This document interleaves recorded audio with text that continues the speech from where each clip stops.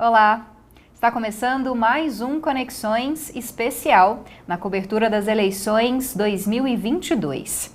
Nesse ano, a nossa cobertura é um pouco diferente. Nós vamos analisar propostas dos candidatos ao governo do estado de Goiás em diferentes áreas: saúde, educação e cultura, agricultura e meio ambiente, segurança pública e direitos humanos e também economia.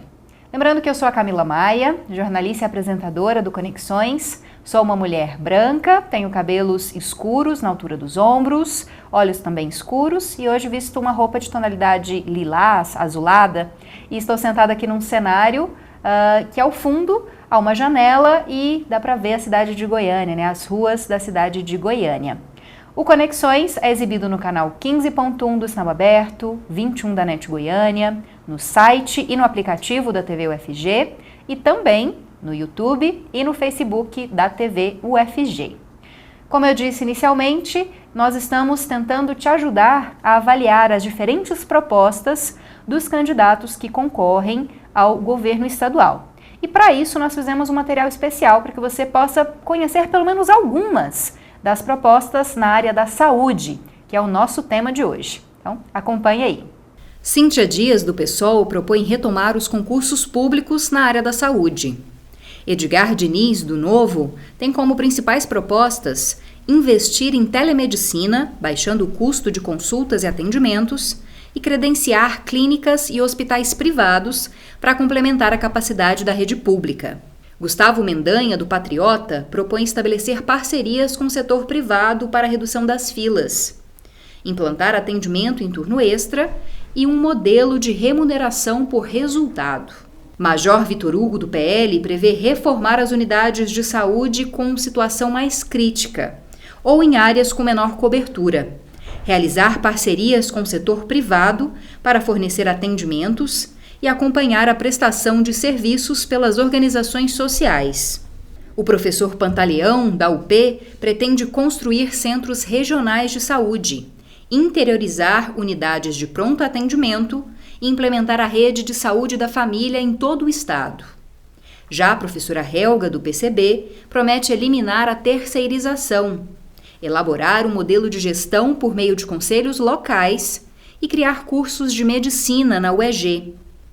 Dentre as principais propostas de Ronaldo Caiado, do União Brasil, está consolidar a regionalização da saúde, com a criação de novas unidades, aprimorar a atenção primária e fortalecer a assistência de saúde mental. Vinícius Paixão, do PCO, promete destinar mais verbas para a área de saúde. Por fim, Volmir Amado, do PT, tem como propostas regionalizar os serviços de saúde e garantir saneamento básico.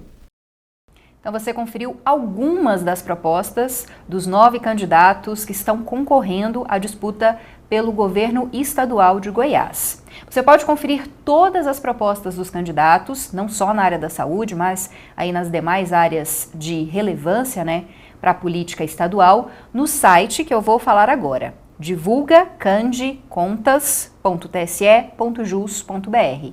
Divulgacandi, com D mudo, contas.tse.jus.br. Acompanhe as diferentes propostas para você decidir melhor o seu voto no dia 2 de outubro. Bom, já que nós vamos falar sobre saúde, eu recebo 2 especialistas nessa área para nos auxiliar a compreender melhor as propostas dos candidatos. Os nossos convidados são a Cristiane Lemos, professora do Programa de Pós-Graduação em Saúde Coletiva da Universidade Federal de Goiás. Muito obrigada pela sua presença, professora Cristiane. Peço que, ao cumprimentar os nossos espectadores, também se descreva para eles. Então, boa noite, é um prazer estar aqui, obrigada pelo convite. Eu sou Cristiane, sou morena, tenho cabelo com mechas, estou com uma roupa clara, tenho olhos castanhos e estou feliz de estar aqui para falar com vocês. A gente aqui está muito feliz, professora, muito obrigada, viu?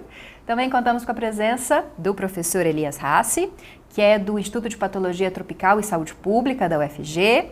Muito obrigada pela sua presença também, professor Elias. Eu que agradeço a oportunidade com você, ao lado de Cristiane. Fui solicitado que me apresentasse também fisicamente, peso um pouco acima o razoável, branco, com barba e cabelo grisalhos e um nariz bem grande, com muita vontade de participar. Obrigada pela descrição, professor. Bom, nós vamos tentar avaliar então essas propostas, né? Algumas das propostas dos candidatos de forma bem geral. Para começar, queria falar sobre uma que é recorrente, aparece em vários planos diferentes, que é a regionalização do atendimento à saúde. A regionalização é importante? É um dado que vocês percebem que pode trazer mais qualidade de atendimento à população goiana, né? Também pode reduzir as filas de atendimento. A gente sabe que em muitos locais é necessário deslocar os pacientes para a capital para ter atendimento. Queria que vocês analisassem essas propostas em relação à melhoria do serviço que é prestado pelo SUS. Professora Cristiana, vou começar com a senhora. Então, a regionalização é algo muito importante, por isso que a gente percebe, na maioria dos candidatos, uma ênfase, né, nessa questão. O que será que é regionalização? As pessoas devem ficar meio confusas com isso. Então, no estado de Goiás, nós temos 17 regionais. Seriam 17 gerências, é mais fácil organizar o estado a partir dessas regionais. Então, ao invés de todo mundo vir em Goiânia, quem mora lá no norte de Goiás, aqui na capital, é possível descentralizar esses remédios e ter uma gerência lá que organiza isso, assim como vacina e outros insumos, né? Então, também quem vai ter um parto, nem todo mundo precisa vir aqui em Goiânia, pode ir na sua regional, né, na cidade que tem mais tecnologia, hospitais, né, que dê conta dessa demanda. Então, ela é fundamental. E a regionalização, ela é um desafio. Desde que o SUS foi criado, em 1990, esse princípio já foi estabelecido. E se a gente observar os sistemas universais do mundo, ele é um princípio, né? Como tem no Canadá, ele é um princípio que existe em todos os sistemas com algumas diferenças, alguns mais autônomos ou não. Mas como é muito difícil organizar essas redes, né? Antigamente tinha ambulância ou terapia, então tudo vinha para Goiânia, né? Tem uma demanda tal, e isso historicamente tem sido feito planos para melhorar isso, e leis também no âmbito federal. Então, é um desafio e todos os governos estão, né, batalhando nisso, já tivemos vários avanços, mas ainda é preciso melhorar. Professor Elias? Olha, é importante, como disse Cristiane, a gente descentralizar os serviços de uma maneira geral. No que diz respeito à atenção primária, que são os postos, centros de saúde, as equipes de saúde da família, essa descentralização avançou bastante. A regionalização, então, pressupõe que os demais serviços também fiquem de uma maneira mais próxima da moradia das pessoas, dos usuários, dos cidadãos, dos pacientes, de uma maneira geral.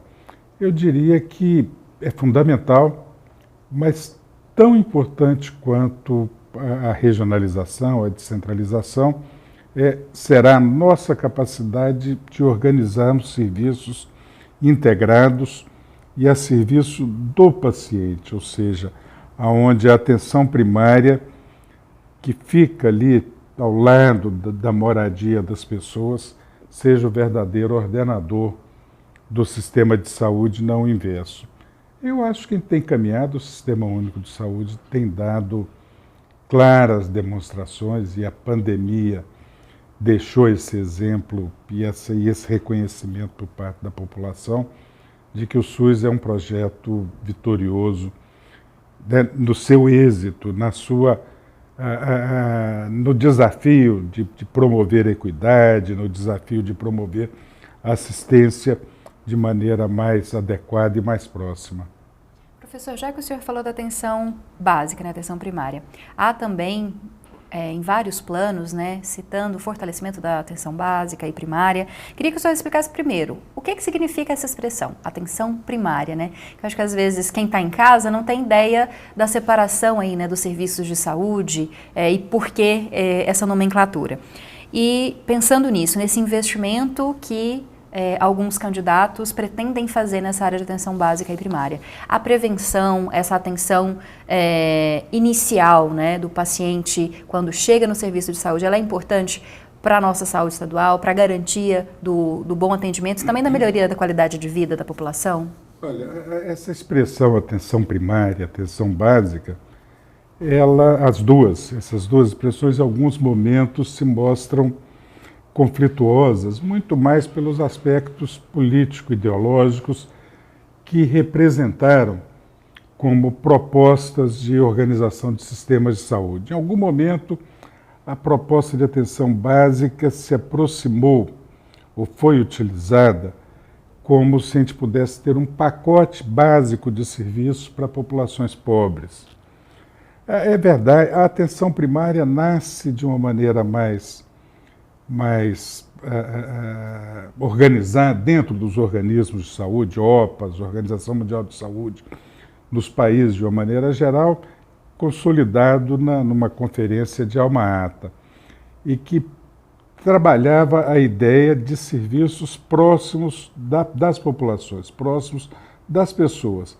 Eu acho que esse aspecto ideológico, político, ele já se esvaiu no decorrer do tempo. Acho que a gente não deve, a menos que sejam especialistas da área, que estejam em mesas de debates em que esses aspectos são muito relevantes, de uma maneira geral, a gente compreende no Brasil a atenção primária ou a atenção básica, os centros de saúde, as equipes de saúde da família, mas não são menos importantes ou menos complexos do que os demais serviços. Eu costumo dizer que é muito mais complexo, infinitamente mais difícil lidar com pessoas que usam o álcool de uma maneira muito intensa, né? O alcoolista de uma maneira geral, ou quadros de depressão que exigem uma articulação multiprofissional, que exigem acompanhamentos mais longos, mais contínuos, ou seja, são quadros extremamente complexos porque envolvem não apenas uma medicação, uma intervenção cirúrgica, mas uma articulação dos profissionais de saúde, da comunidade de uma maneira geral, no enfrentamento de situações como essas. A atenção primária, então, seria, assim, num paralelo com a medicina de algumas décadas atrás, aquele médico que não é só o médico hoje, é a equipe inteira, que fazia todo o acompanhamento. Mas eu acho que eu vou precisar fazer uma cirurgia cardíaca. Mas o seu médico, lá da equipe de saúde da família, que faz o acompanhamento, o encaminhamento, a conversa com o cirurgião cardíaco, que recebe o retorno desse paciente quando volta da cirurgia, de tal maneira que as famílias e as pessoas, de uma maneira geral, tenham uma equipe que vai acompanhá-lo por anos, por décadas, em alguns casos, por toda uma vida. Bom, nosso tempo está terminando nesse bloco, mas daqui a pouco a professora Cristiane também vai falar sobre atenção primária e básica. E a gente vai para um intervalinho agora. Então, convido você a continuar com a gente no próximo bloco para falar sobre saúde. Nós estamos analisando, de forma geral, as principais propostas dos candidatos ao governo do estado de Goiás. Continue assistindo Conexões, o nosso intervalo é bem rapidinho. Não sai daí.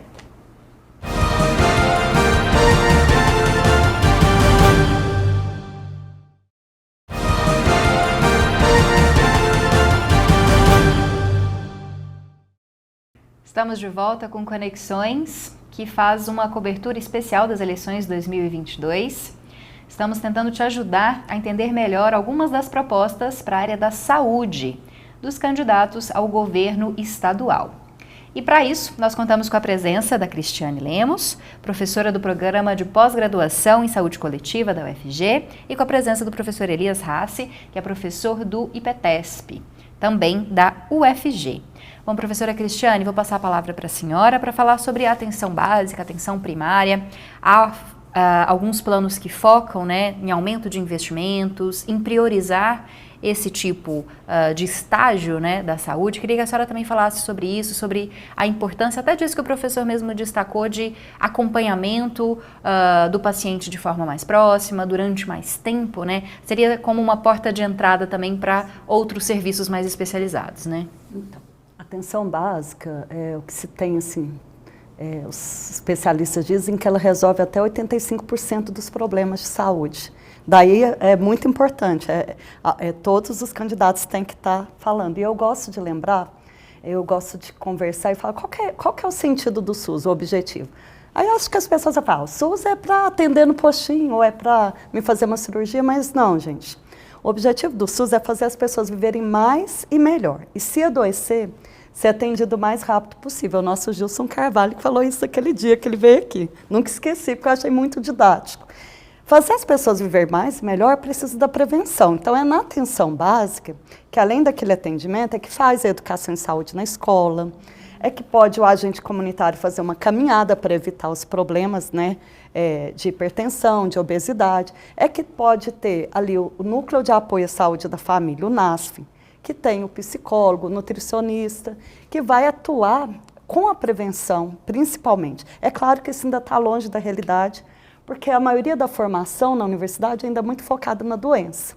Então, esse é um desafio na atenção básica. O Estado, normalmente, ele cuida mais da atenção secundária e terciária, mas aqui em Goiás, conversando, eu percebi que tem cofinanciamento, né? Já tem uma atuação na atenção básica, porque todo município de Goiás tem atenção básica, pode não ter a secundária e a terciária, mas a básica, o postinho ou a estratégia da saúde da família tem, mas ainda não temos a cobertura completa. E isso é muito importante que tenha, né? Professora, eu vou interromper a senhora só para a gente até explicar para o nosso público. Geralmente a atenção básica, então, é um foco mais das prefeituras, é mais municipalizado, mas aqui em Goiás há um cofinanciamento com o Estado, seria isso? Sim, em tese, na a atenção básica, por ser mais simples, né, ela é que dá aquele atendimento mais imediato. Às vezes a gente vai lá para uma cidadezinha, a gente vê um postinho, uma unidade, às vezes não tem nem um privado. Daí a importância que o Elias fala do SUS, né? Ele não prevê lucros, então normalmente todo município tem pelo menos uma unidade básica e às vezes uma no modelo de estratégia de saúde da família. Então ela é fundamental, mas ela tem esse desafio de uma maior cobertura, né? De um foco mais na promoção e prevenção da saúde, né, de um médico e de toda a sua equipe mais humanizada, que não trate só naquela lógica de atendimento à doença. E esses são os desafios. O Estado, né, pelo que a gente percebeu aí nas candidaturas, também está com um olhar sobre essa importância, porque se eu tenho a prevenção, eu diminuo as filas do hospital. Eu diminuo os índices de mortalidade, eu diminuo os índices de obesidade e assim por diante. Então, é fundamental na atenção básica no mundo, né, nos países, né, onde a saúde dá mais certo, esse é o grande foco. Bom, professora Elias, vou passar para um outro ponto. Há várias propostas que falam da parceria com o setor privado, né? Setor público-privado, para aumento de vagas, para certos tipos de atendimento, né? Já existe aqui em Goiás essa parceria, vários hospitais conveniados, também hospitais que são geridos por organizações de saúde, mas há também poucas, mas há propostas que querem retirar essa forma de terceirização, né? Retirar as OSs da gestão de hospitais. Queria que o senhor analisasse isso. Qual é a opinião do senhor em relação a essa forma de gestão aqui no Estado pelas OSs e dessas propostas? Mila, a utilização de estruturas ou de instituições ou de organismos privados nos serviços de saúde vem desde a época do antigo INPS, né? Depois do INAMPS e assim por diante. Alguns estados brasileiros têm uma tradição maior, com organizações, com organizações não governamentais. Um exemplo, o Rio Grande do Sul, mas é um exemplo um pouco desfocado, que é um estado que tem Constituição Municipal há mais de 100 anos. E nós temos Constituição Municipal aqui no estado de Goiás só após praticamente a Constituinte, em 88. E mesmo o estado de Goiás, se a gente olhar para o Goiás antigo, separando, por exemplo, o estado do Tocantins é um estado onde o setor público tem um peso muito maior do que o setor público aqui, proporcional, aqui no estado de Goiás. Eu acho que a gente tem um deslocamento de interesses. Acho que não tenho preconceito com relação às organizações sociais de uma maneira geral, Mas em Goiás as organizações sociais são majoritariamente privadas e a gente tem fundações públicas, municipais, num conjunto muito grande de municípios. Além dessas fundações públicas, a gente tem escolas na área da saúde, como escolas de medicina, escolas de enfermagem, escolas de farmácia, dentro de instituições públicas no interior de Goiás e que são muito pouco utilizadas. Ou seja, essa parceria ensino-serviço é uma parceria que já se mostrou adequada aqui em Goiânia e em alguns outros locais e é pouco utilizada em prol de organizações sociais fundadas, organizadas para participarem de licitações, dessas licitações, como um mercado muito fora dos propósitos do Sistema Único de Saúde. E, ao mesmo tempo, a gente tem visto o esvaziamento muito grande da Secretaria de Estado de Saúde aqui em Goiás, que não renova os seus quadros, ou seja, os seus quadros vêm aposentando há décadas e não tem entrado novos profissionais nessas áreas, ao ponto de serviços estratégicos, como o próprio setor de regulação, ter sido terceirizado. Eu acho que algumas áreas estratégicas, ou seja, acho que passou do ponto, passou da conta. Professora Cristiane, quero a sua análise também nesse quesito da relação entre setor público e privado e também pensando nessas propostas de aumentar essa relação ou reduzir totalmente essa relação. A gente vê lá os candidatos, alguns assumindo claramente, outros não se manifestando, quer dizer, mantendo, e outros fazendo críticas, né? A gente percebe isso.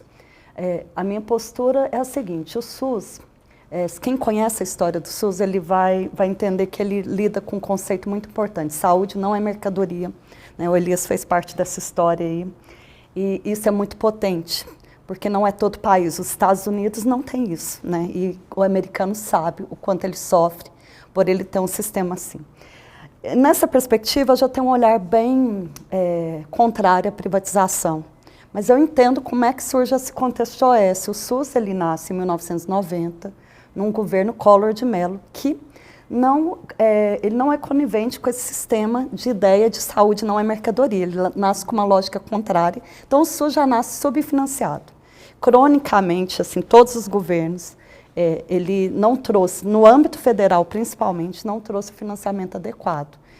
E a OS surge muito nessa lógica de quê? De facilitar, já que a lógica é o Estado não tem o dinheiro suficiente, então vamos criar uma lógica, por exemplo, na contratação. Não tem mais concurso público com a OS. Esse eu acho que é um problema sério, porque esse funcionário do SUS, né, ele precisa estar trabalhando nessa lógica que saúde não é mercadoria, que saúde é integralidade, é uma proposta de saúde muito mais humanizada.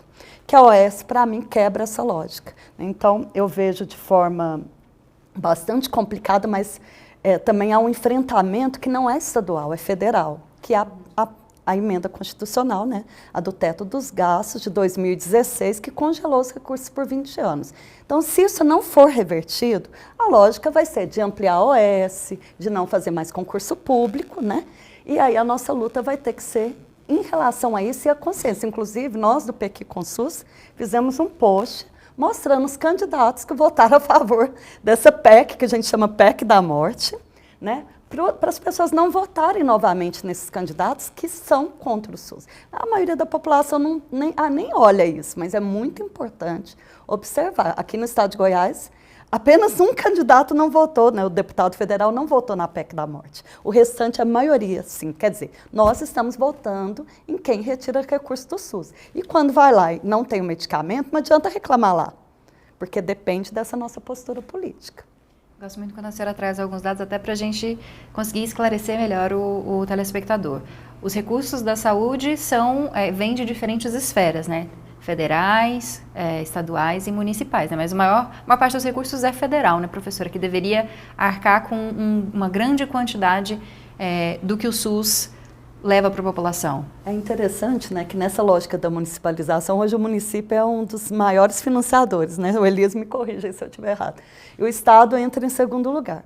A nação, ele vem com uma porcentagem, né, que vem dos nossos impostos. Os especialistas dizem, né, que nós estamos muito aquém e muito longe dos países onde dá certo, né? Então, se você pega lá o orçamento, é 4, poucos por cento desse orçamento que é aplicado em saúde. Nem na sua casa, você só de cada R$100 você vai gastar 4 e poucos reais. Não, então a saúde é muito... o financiamento dela, federal principalmente, ele é muito aquém do necessário. E a nossa luta é por ampliar isso. Os especialistas dizem, com esse financiamento, isso vai bater em tudo que a gente vai falar aqui. Precisa ampliar a atenção básica, precisa contratar. Então, eu fico olhando esses candidatos, fico assim, como é que eles vão fazer essas coisas diante desse cenário de desfinanciamento e de congelamento de recursos? Eu fiquei observando isso.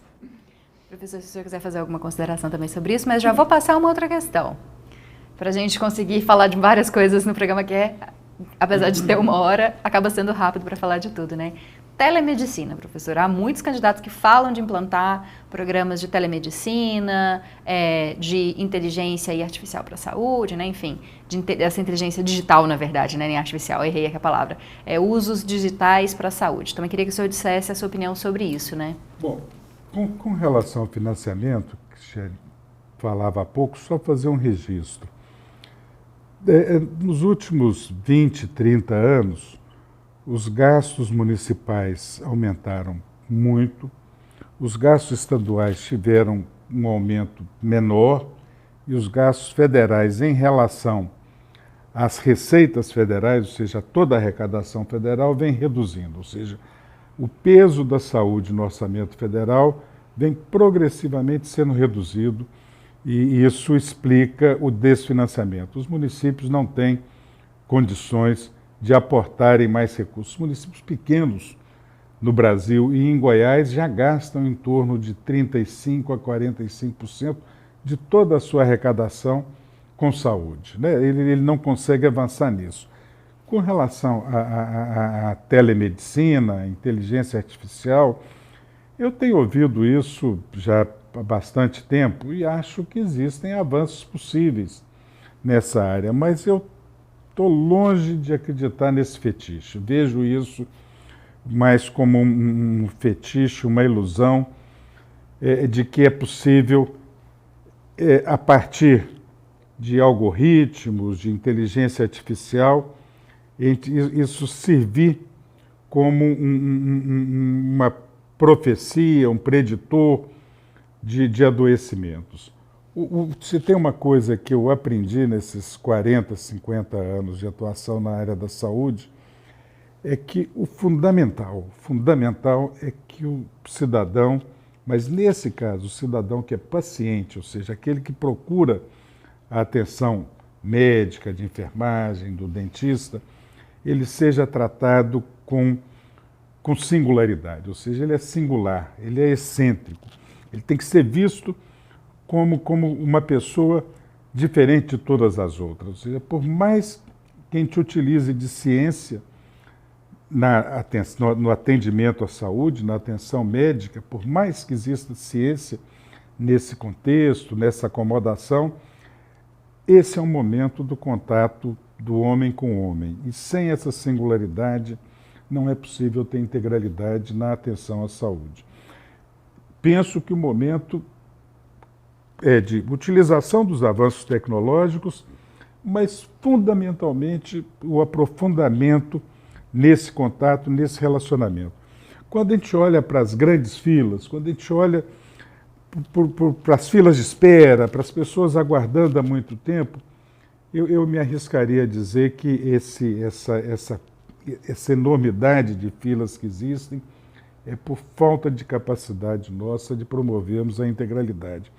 A atenção integral, a atenção contínua, é o caminho capaz, ou seja, de prestar esse atendimento e reduzirmos essas filas. Essas filas só serão reduzidas se os casos forem solucionados. E esses casos que ficam amontoados nas nossas filas, ficam amontoados porque o nosso atendimento não é capaz de dar continuidade, de dar atenção e de resolver aquilo que é possível. Na área da saúde, nem tudo é possível. né? Existem situações, existem doenças que a gente dá o conforto, mas não tem tratamento, ou o tratamento não depende exclusivamente do médico, depende da comunidade, depende da pessoa transformar os seus hábitos, que muitas vezes ela não consegue fazer também. Professor, vou passar a palavra então para a professora Cristiane para a gente encerrar esse bloco. O que a senhora acha dessas propostas, né, de investir em telemedicina, em serviços digitais de atendimento? Eu só queria fazer um parênteses sobre a OS que eu esqueci de dizer. A OS também ela tem sido muito tema de corrupção, que eu acho que quem está pensando nessas propostas tem que ficar de olho, né? Aqui em Goiás, em todo o Brasil. A questão da eficiência tem sido questionada, os estudos têm mostrado também que não tem sido tão eficiente. Então, apostar mesmo na gestão pública de qualidade é o que eu defendo. Sobre a telemedicina, eu não tenho muita propriedade nesse assunto. Eu sei que durante a pandemia foi interessante, né, por causa da questão do contato, mas eu acho que o Elias fez uma boa reflexão também. Acho que eu caminho nessa linha de um cuidado mais próximo, não negando essas tecnologias em algumas especificidades, mas eu acho que isso é mais para o candidato falar que é moderno, que está apresentando uma coisa muito interessante. Eu acho que é aquilo que a gente diz. Se ele estivesse mais falando em financiar, em melhorar a qualificação, né, dos profissionais, em melhorar a valorização, os salários, o concurso público, que a gente não viu nesses planos. Isso seria muito mais importante, porque todo mundo aplaudiu o funcionário do SUS, né? Ah, que lindo, que maravilha. Só que esses funcionários, eles precisam de bons salários. Ah, tem que trabalhar por amor, mas esses dias eu vi na internet uma coisa engraçada. A enfermeira passando no supermercado, e aí, como é que você vai pagar? Com cartão ou com dinheiro? Não, vou pagar com amor. Era uma provocação, né? Ninguém trabalha só por amor. Então, a valorização é algo que eu acho que esses candidatos estariam... ele teria meu voto se ele tivesse colocado lá, né? Bom, a gente vai para mais um intervalo. Daqui a pouco a gente finaliza essa conversa sobre as propostas para a área da saúde dos candidatos do governo estadual, os 9 candidatos que estão concorrendo às eleições.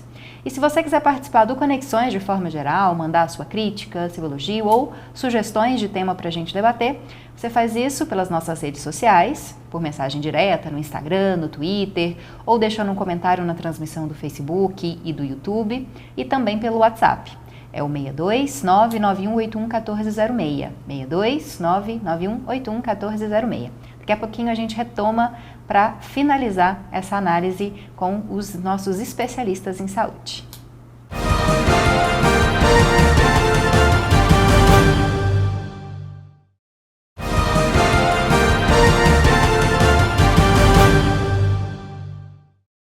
Esse é o último bloco do Conexões, especial para a cobertura das eleições 2022. Hoje nós estamos analisando as principais propostas da área da saúde, isso dos candidatos ao governo estadual. Nós estamos tentando fazer uma análise geral das propostas dos 9 candidatos para a área da saúde e para isso nós contamos com 2 especialistas dessa área, a professora Cristiane Lemos, que é do Programa de Pós-Graduação em Saúde Coletiva da UFG, e professor Elias Rassi, que é do IPTESP também da UFG. A professora Cristiane tocou nesse assunto, mas eu vou primeiro perguntar para o professor Elias, para a gente revezar aí nos blocos, né, professor? Sobre a questão de financiamento da saúde. Não há muitas propostas que falem de financiamento ou que falem de aumento de concursos, de aumento de remuneração ou de valorização dos profissionais. Como é que o senhor vê essas questões, até mesmo porque o senhor mesmo disse que isso é necessário para um atendimento melhor à população? Eu não vejo... São muito discretas as condições que possibilitem um grande avanço, grandes melhorias no sistema de atenção à doença, no sistema de saúde, sem um financiamento adequado. O teto de gastos tem sacrificado muito os serviços de saúde. Então, eu penso assim, buscarmos essa coerência nessas eleições. Quem apoia a ampliação de recursos do financiamento do sistema público de saúde? Quem é a favor do teto de gastos na área da saúde, quem é contra o teto de gastos na área da saúde. Sem financiamento não é possível, principalmente essa área que é uma área que incorpora custos continuamente, mais do que qualquer outra área. Todo mundo sabe que saúde e assistência médico-sanitária custa caro, não custa barato. Apenas pelo caminho da eficiência, ou seja, vou fazer mais com menos recursos, eu penso que a gente já está no teto disso. Né? A gente precisa de maiores recursos, a gente precisa de uma manutenção mais adequada das nossas unidades de saúde, a gente precisa que esse funcionamento seja facilitado para que a gente possa atender mais. Acho que a gente bateu no teto aí já. Esse teto definido, né, de maneira tão cruel com o nosso país precisa ser extinto, precisa ser, e a sociedade se mobilizar para que a gente tenha mais recursos. Sem o SUS, a tragédia da pandemia teria sido infinitamente maior. Professora Cristiane, queria que a senhora falasse disso também, né? A senhora tocou um pouquinho nesse assunto no bloco passado. Então, ouvindo a Elisa, eu fiquei pensando, né? O SUS e a pandemia, eu acho que foi um momento assim. O SUS, historicamente, a mídia apresentou só suas falácias, né? Se você observar, é fila, é mau atendimento. E, diferente de outros países, como a Inglaterra, né? Já fui lá e você vê o inglês com a bandeira do NHS na rua, do National Health System. Hoje ele também está sendo atacado, privatizado, isso é uma tendência mundial, mas lá até as pessoas de direita, né, defendem, porque o NHS existe lá desde após a Segunda Guerra Mundial. E eles sabem o benefício disso. E lá, até o filho da princesa nasce num hospital público. É um pouco diferente da nossa lógica. E acho que no Brasil ainda não se incorporou essa lógica, que o SUS é para todos, o SUS não é só para os pobres. E ele pode funcionar muito bem, até mais do que o privado, e tem funcionado em muitas lógicas, principalmente na pandemia, isso ficou claro, na dengue e no tratamento do câncer. O SUS faz quase 100% dos transplantes, até o Roberto Marinho usa o SUS é de todos. Eu acho que o Elias tocou num ponto importantíssimo. A gente vai conseguir essa valorização profissional, esse maior financiamento, se houver participação popular e essa consciência. O convênio, ele veio justamente, ele aumentou as empresas supletivas pelo desfinanciamento. E esse é um projeto. Eu retiro o dinheiro do SUS e eu crio uma necessidade que você pague sua cirurgia pelo privado. Mas a maioria da população brasileira, de cada 10 brasileiros, 7,5 depende exclusivamente do serviço do SUS. A maioria da população brasileira não tem condições de ter um plano privado, e até tem certos governos aí que querem criar plano popular, que é outra falácia, outra ideologia, né? Isso já não deu certo em outros países, como o Chile, né? Então, a nossa lógica não cai nessa conversa, gente. Plano popular, plano privado, ele vai cuidar só de coisas específicas. O SUS, ele cuida da vigilância sanitária, da vigilância epidemiológica, lá no supermercado, né, que você está aqui. É muito mais amplo, é o transplante, é o SAMU. Plano privado nenhum faz o que o SUS faz. O nosso melhor plano é o SUS, mas precisamos dessa mobilização e dessa valorização, né? Quer dizer, esses candidatos teriam que estar pensando em mais recursos, em mais concursos e maior valorização profissional, porque um profissional concursado, né, um enfermeiro que tem um salário bom, que é concursado, que tem estabilidade, ele vai fazer um trabalho muito melhor, muito mais humanizado, porque ele não vai precisar de 3, 4 trabalhos para suprir um único salário. E é a sua vida que está lá, né? A gente sabe o tanto que é importante isso. Professora, já que vocês tocaram na pandemia, esse final de bloco a gente vai focar muito nisso. Algumas propostas que falam de como tentar reverter a demanda suprimida, né, durante a pandemia. A gente sabe que cirurgias eletivas, transplantes, outros tipos de tratamento tiveram que ser paralisados durante o período de maior necessidade de isolamento social, de distanciamento, e há uma demanda ainda represada que precisa ser atendida nos próximos anos. Como é que você enxerga as propostas dos candidatos voltadas para isso, professora Cristina, para o atendimento a essa demanda, para a gente evitar que as filas se acumulem? Tem, eu acho que duas questões aí. Tem essas questões, né? A pandemia, ela trouxe esse problema. Tanto na atenção básica, praticamente ela não funcionou. Então, quer dizer que muitos problemas crônicos apareceram. Essas cirurgias paralisaram. Então, a gente viu alguns candidatos tratando disso, né?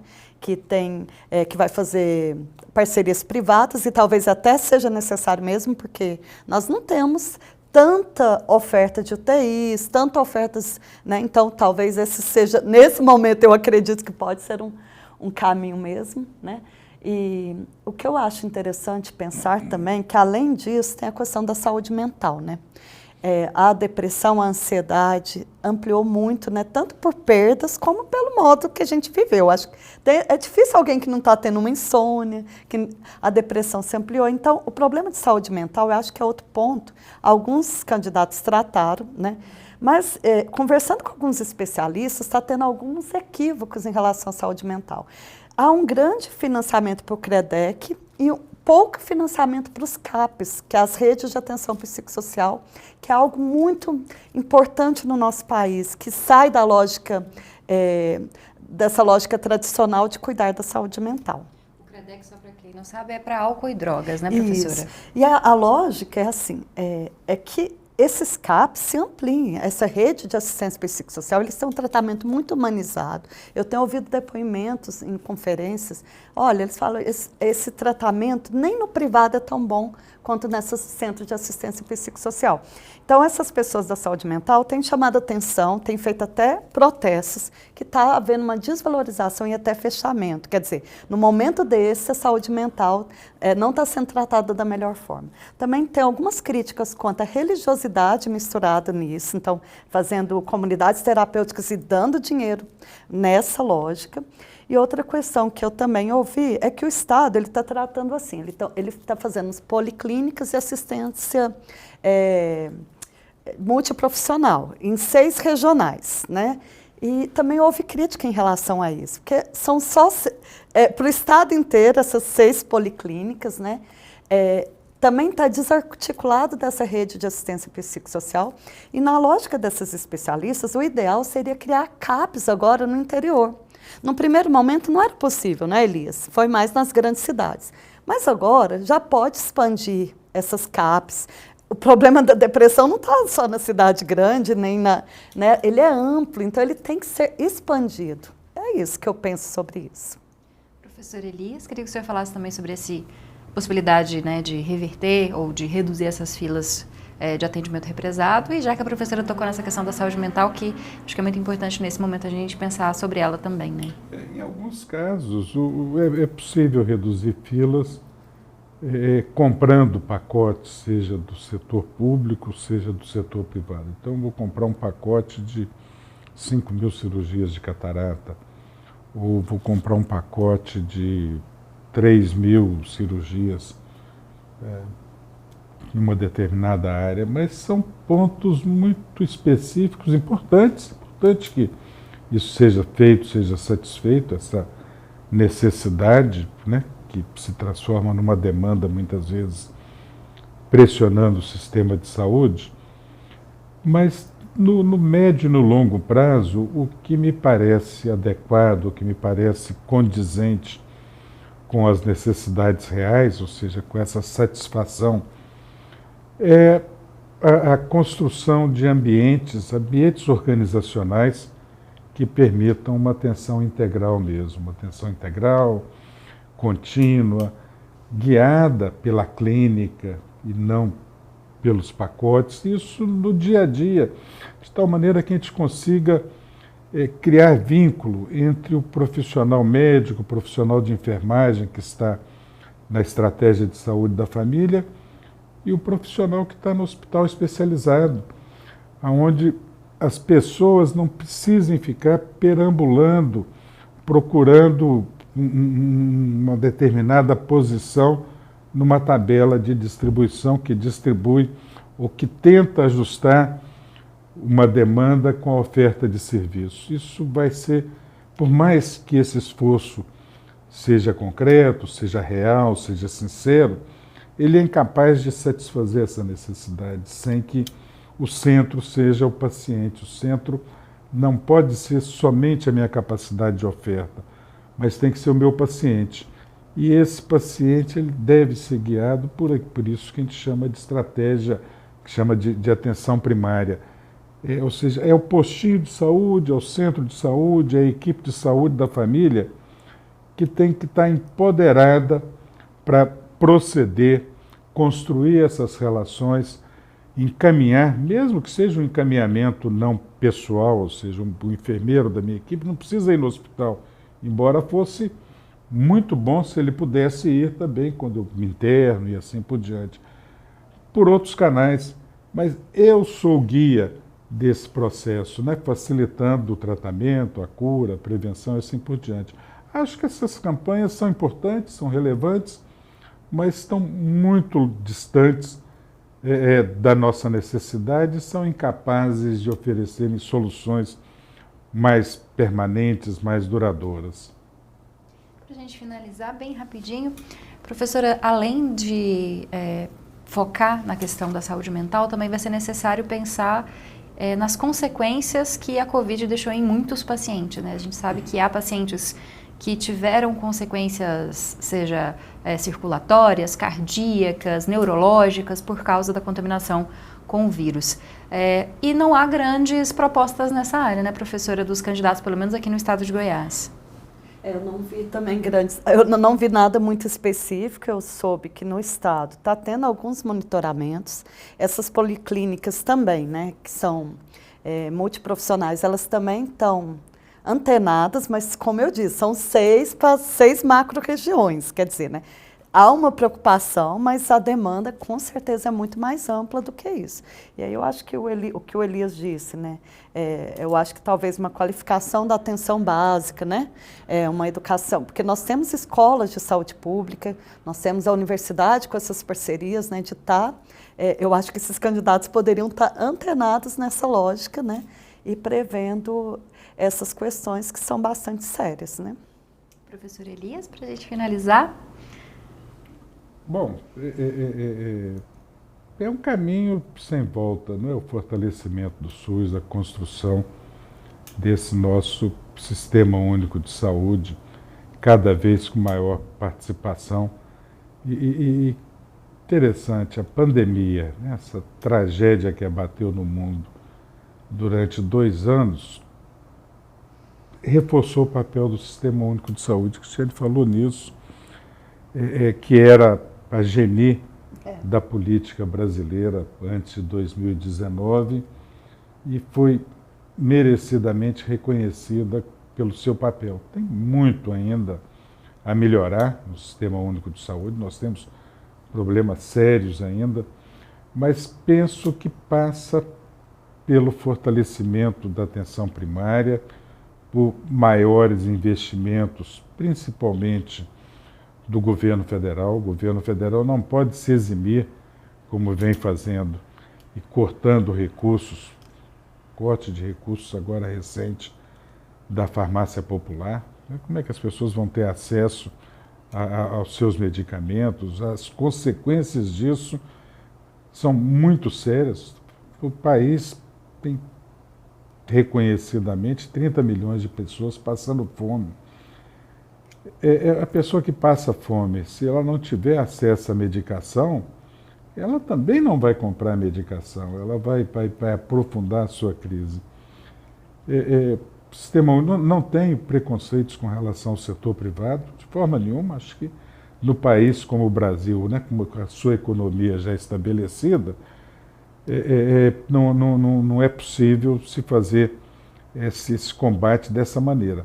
Mas o lucro na área da saúde, ele é reconhecido, inclusive, pelo Banco Mundial como iatrogênico, ou seja, ele é causador de doenças. Não sei se eu dei uma viajada agora no final. Não, professor, queria agradecer a presença dos dois. Infelizmente, nosso tempo chegou ao fim. Obrigada, professor Elias. Muito obrigada, professora Cristiane. Muito obrigada.